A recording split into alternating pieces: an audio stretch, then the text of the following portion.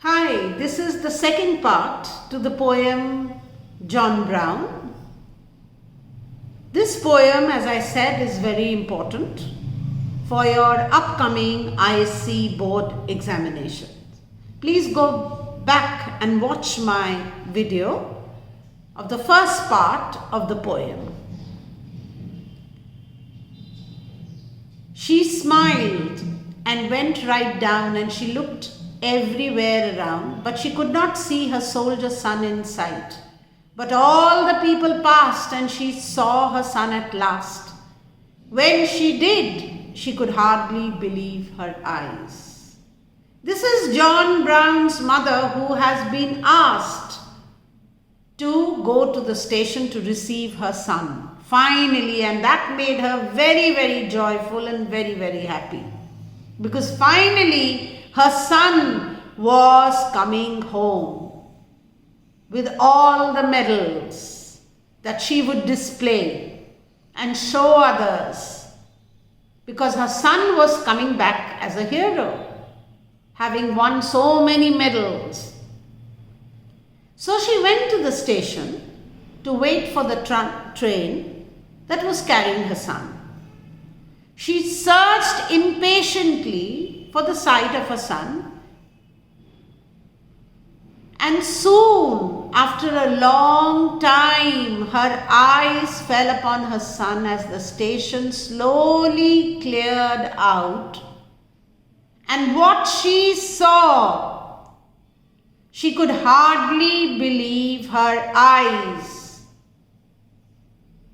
She had never ever in her wildest of dreams had ever imagined the sight that she now was seeing.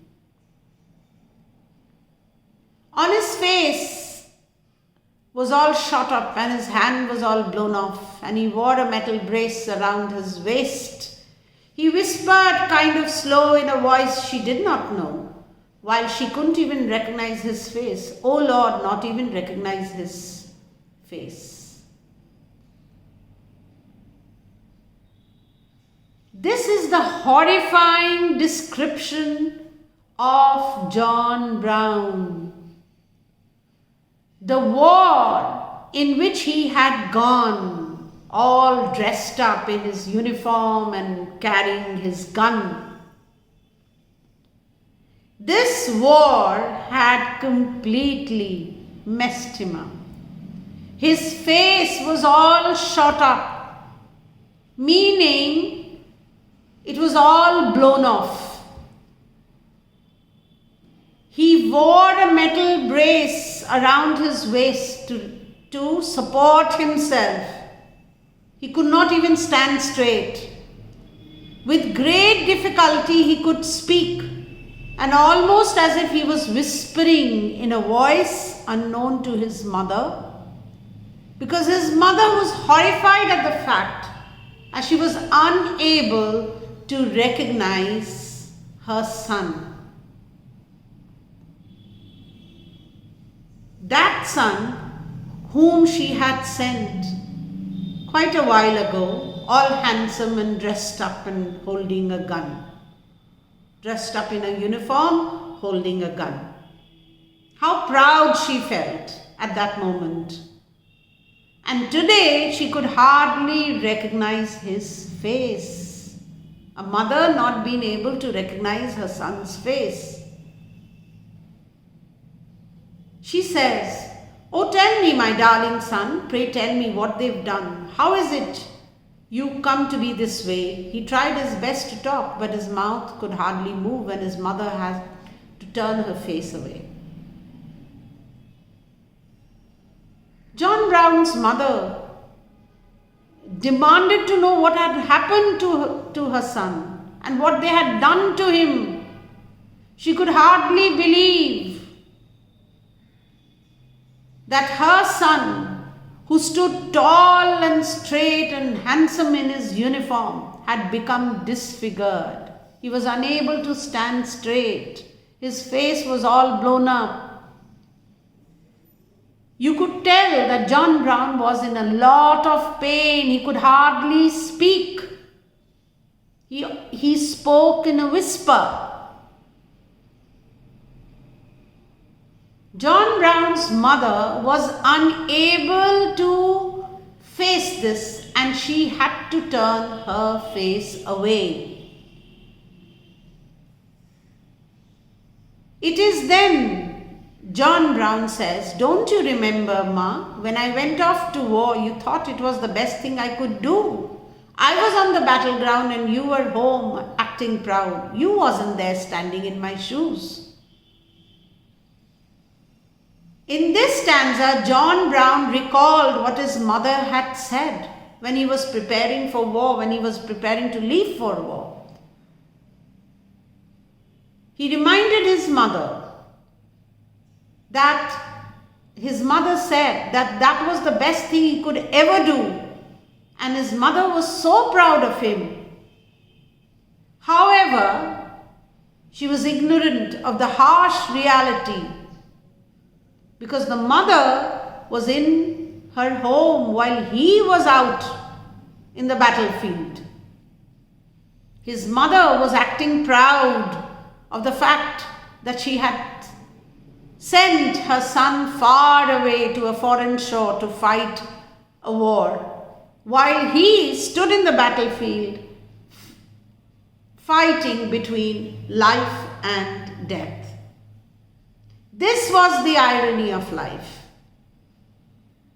And those who glorify war are the ones who are not there actually in the battlefield.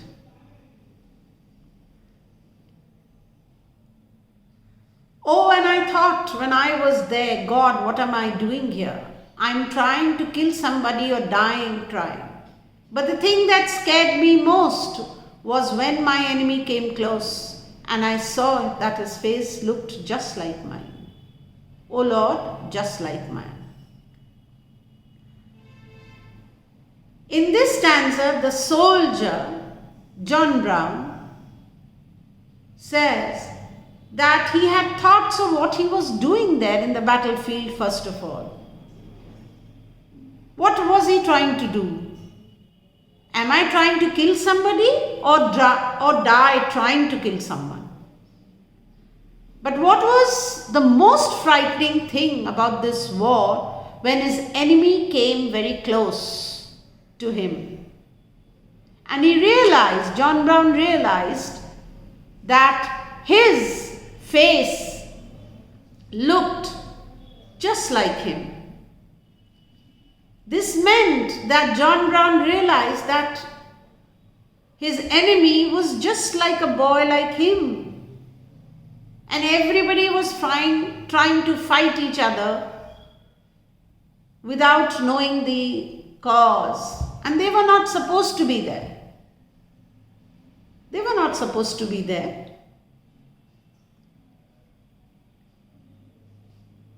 And I couldn't help but think, though the thunder rolling and stink, that I was just a puppet in the play, and through the roar and smoke the string is finally broke and the cannonball blew my eyes away. He recalled, John Brown is recalling the events which had occurred in the war while he was lost in his thoughts, and how soldiers like him were actually puppets in a play when it is the government and the other, important people, the politicians, the captains who were controlling them. None of them none of them wanted to fight against their own kind. While he was thinking, while he was musing on these thoughts, a cannonball came and hit his face and his eyes were blown away. In the final stanza of the poem, his mother could not believe the hardships her son had to face, and the metal brace around her son's waist was very distressing. And John Brown dropped his medals down into her hand because all she wanted was the medals to display and to show off. She never assumed that along with the medals, her son would be lost somewhere mentally and emotionally.